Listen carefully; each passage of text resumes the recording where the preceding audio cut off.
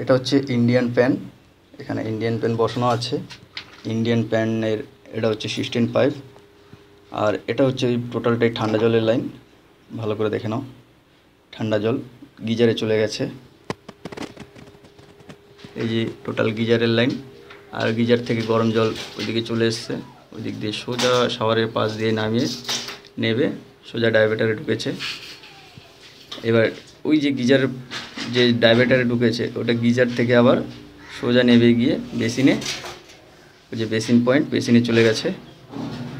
তো এবার চলো তোমাদের ঠান্ডা জলটা দেখাই।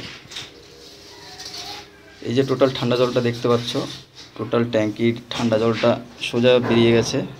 এদিকে আবার একটা পাসওয়ার্ড খেয়ে সোজা ডাইভার্টারে ঢুকে গেছে। এই হচ্ছে ডাইভার্টারে ঢুকে গেছে। আবার নিচ থেকে ঘুরে গিয়ে এটা আবার বেসিনে চলে গেছে।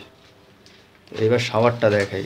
এই যে ডাইভার্টারটা তোমরা তো অবশ্যই দেখতে পাচ্ছ ডাইভার্টার, এই ডাইভার্টার থেকে সোজা উপরে শাওয়ারের লাইন চলে গেছে। আর এবার ডাইভার্টার থেকে, এই যে ডাইভার্টার থেকে আবার একটা নিচে কল চলে এসছে, এটা 4 আর কি, চারিদিকেই লাইন। ডাইভার্টারের ঠান্ডা জল, গরম জল, শাওয়ার এবং নিচের ট্যাপ টোটালটাই আছে। আর এই যে টেবিল, আর এটা হচ্ছে টেবিল টপ বোতল টপ বেসিনের পয়েন্ট, যে বোতল টপ বেসিনের আউটলেটের জলটা সোজা ওয়েস্ট হয়ে সোজা পিটাপ এখানে বসানো আছে, পিটাপে বেরিয়ে যাবে। তো তোমাদের একটাই কথা বলবো, ভিডিওটা ভালো লাগলে অবশ্যই একটু লাইক করো।